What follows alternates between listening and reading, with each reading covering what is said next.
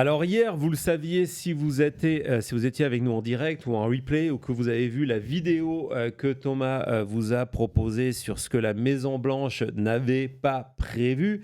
C'était ce scoop de Politico qui nous expliquait que du côté de Susie Walz, la chef de cabinet de Donald Trump, celle qui est en charge de préparer la campagne des demi-mandats, résultat le 3 novembre prochain, ça sera une nuit exceptionnelle au niveau de Maintenant Média. On vous prépare des tas de choses, ça va être extraordinaire. Vraiment, ne ratez pas ce moment-là.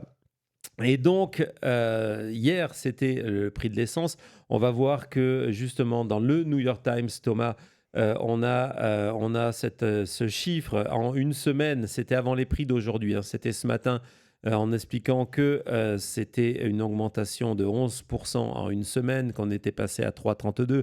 Je viens de voir que du côté du Las Vegas Review Journal, on vient d'expliquer que désormais, il n'y a plus aucune station d'essence du côté du Nevada où le prix de l'essence est en dessous de 4 dollars. Donc voilà, c'est vraiment en train d'augmenter de partout. Et ça va encore augmenter pendant le week-end à mesure que le prix du baril de pétrole augmente aussi. Donc ça, c'était hier. Et ce matin, breaking news. Vas-y Thomas. Why doesn't it matter Up, Rick? Yes, here we go. This is the big Feb jobs report. Non-farm payrolls, minus 92,000. Minus 92,000. That is a biggie. Minus 92,000 last month. 130K downgraded to 126,000. Minus 92,000. Well, what would that comp to? Minus 185 in December of 2020. There's where our comp is. Now, that means we have a revision over 2 months now of minus 69,000. Average hourly earnings, always important, up 0.4, a little bit better than... Wow, it's a biggie. Wow. It's a biggie. Donc ça, c'est une chaîne économique, vous avez bien compris. On annonce les chiffres. Alors déjà, ce sont des chiffres à prendre avec prudence, on vous le dit à chaque fois, parce que ce sont des chiffres qui sont communiqués par l'administration Trump. Ça permet entre autres à la Fed de voir où on en est en termes d'inflation, de calculer ses taux d'intérêt, etc., etc. Mais c'est à prendre avec prudence. Et d'ailleurs, Ascent, lorsqu'il est passé avec le sourire, a aussi glissé qu'on devrait changer à nouveau la méthode. Ça fait 2 fois qu'on la change cette année, mais bon, les chiffres continuent à être ce qu'ils sont. Et le mois dernier, lorsqu'il y avait eu des chiffres plutôt positifs, je vous avais dit exactement la même chose. Attention, ce sont des chiffres qui ont été communiqués par l'administration Trump. Soyons prudents parce que les indices privés vont dans notre sens et on voit que les chiffres des 2 derniers mois ont été corrigés à la baisse. À la baisse, ça veut dire quoi ? Ça veut dire qu'on va voir ces différents chiffres. On va voir que, par exemple, en termes d'attente, ouais, ça c'est assez intéressant. Ces 2 comptes économiques, encore une fois, on voyait les titres sont extrêmement clairs. C'est un big miss avec 92 000 pertes d'emplois en février, avec le taux de chômage qui passe à 4,4% et en disant qu'en fait, les économistes qui s'étaient basés sur les chiffres des mois derniers, il ne fallait pas, s'attendaient à une création d'emplois de plus 55 000. On est à moins 92 et en fait, ils pensaient que le chômage n'allait pas progresser, qu'il allait rester à 4,3%. Il est passé à 4,4%. Voilà, donc c'est pour ça qu'on nous explique que c'était une surprise de manière inattendue. Que donc il y a cette chute-là. On va voir ce que ça donne en termes de graphique pour que vous voyez, parce que c'est assez, et on va rentrer dans les détails, c'est assez impressionnant. Vas-y, tu peux passer ce que tu veux, Thomas, dans n'importe quel ordre. On va rebondir dessus très rapidement. Vous voyez que ça, c'est la création d'emplois depuis l'Election Day de 2020. Donc, en rouge, tout au début... Je ne sais pas ce qu'il y a eu entre 2024 et 2025. C'est en rouge, tout au début, c'était Trump. La grosse baisse, on ne va pas lui mettre sur le dos, c'est Covid. Vous avez les années Biden. Et ce qui est, même s'il y a un ralentissement, ce qui est quand même assez impressionnant, c'est que au moment de la campagne 2024, on a réussi à faire vendre au public américain avec l'aide des médias aussi, Absolument. que Donald Trump, c'était les chiffres de la croissance et que Biden, c'était un échec. Et puis, la dernière série en rouge, c'est la présidence de Trump. Mais bon, on a retourné le terme Bidenomics. Ils étaient forts Oui, pour ils en ça. avaient fait négatif. C'était très fort pour ça. On voit aussi la moyenne par mois. Ouais, parce que c'est assez intéressant parce que justement la nouvelle méthode que veut utiliser l'administration Trump pour cette année 2026 pour dissimuler l'impact, c'est de dire on ne va plus donner de chiffres par mois, mais on va donner des moyennes.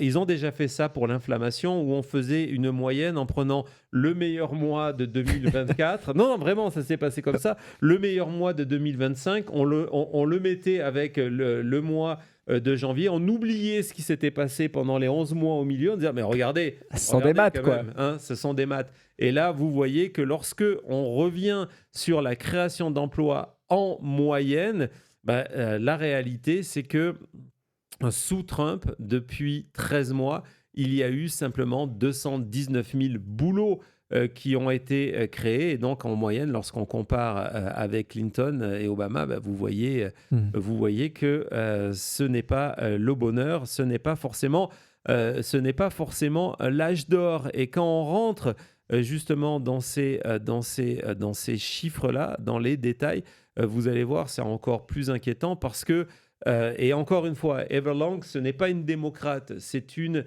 je vous ai déjà montré ses comptes, c'est quelqu'un qui est une analyste économique indépendante, elle du côté capitaliste, hein, soyons clairs, c'est pas vraiment quelqu'un de gauche, et elle analyse ses résultats, c'est sa spécialité, c'est ce qu'elle fait pour un énorme regroupement financier, et elle dit voilà, ça baisse de partout, et ce qui l'inquiète particulièrement, on voit que donc c'est tous les secteurs, c'est que pour la première fois, on a des baisses dans le secteur du healthcare, de la santé, qui, depuis des années,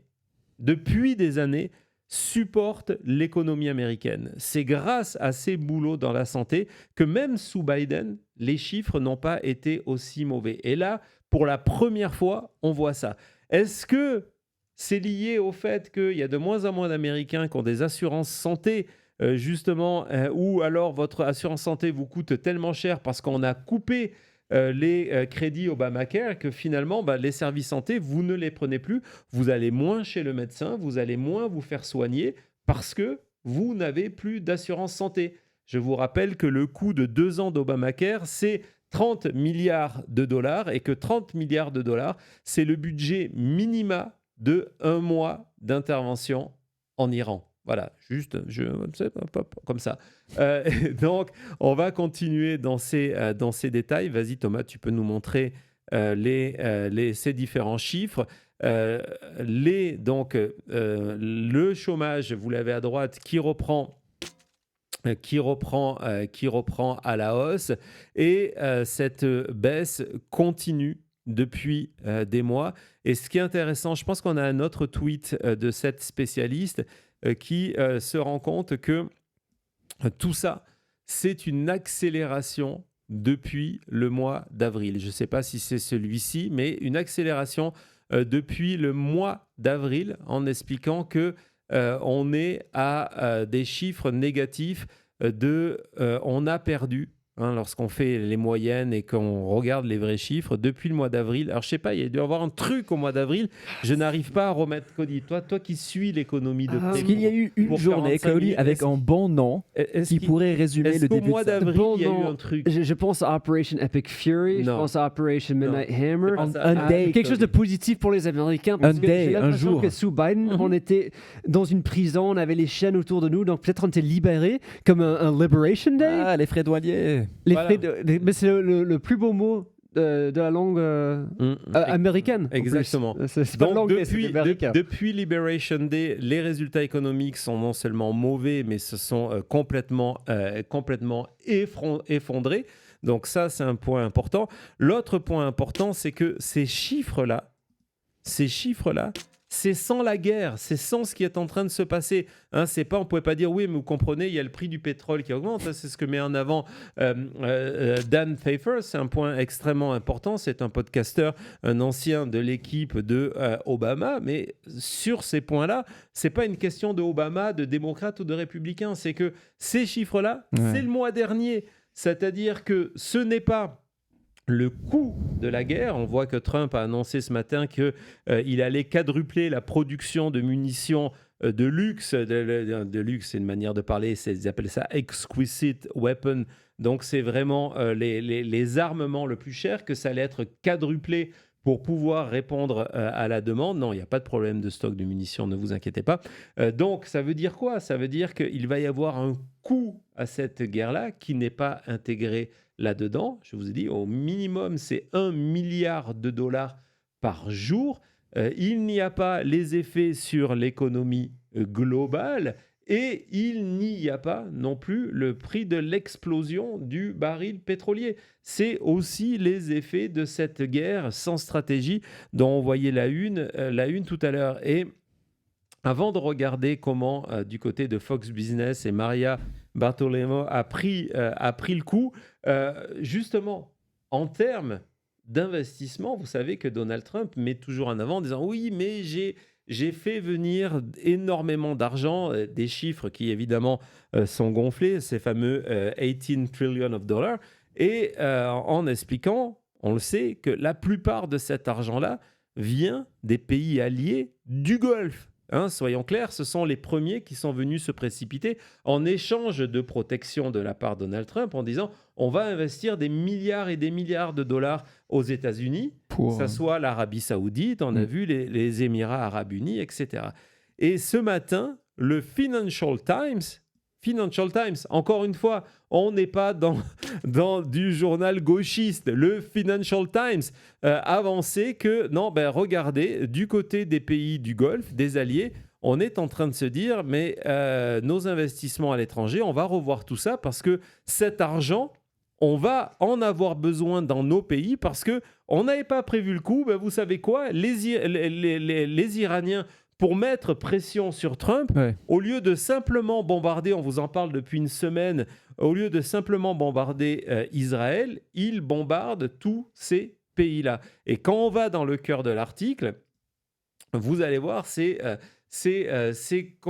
complètement sur ça. On est en train d'essayer, avec des juristes, de voir en termes de contrats comment on se sort des contrats déjà signés avec les États-Unis en disant, tiens, dans cet argent, on va l'enlever. Donc Donald Trump, il avait 2 programmes politiques. Un, les frais douaniers, même si c'est un impôt et que ce sont les Américains qui le payent, c'était les frais douaniers et des investissements de ces pays-là, en disant ils vont tellement investir, ils vont créer de l'emploi, ça va relancer l'économie américaine. Et à cause de ce qui est en train de se passer en Iran, du moins pas en Iran, chez eux, les pays du Golfe, ils sont en train de dire non, mais on ne va pas investir d'argent aux États-Unis, on en a besoin dans nos pays actuellement. C'est lorsqu'on vous dit c'est l'effet Trump.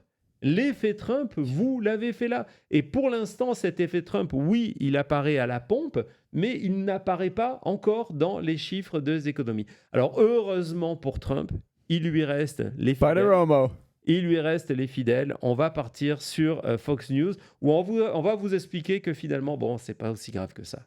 Vas-y, Thomas.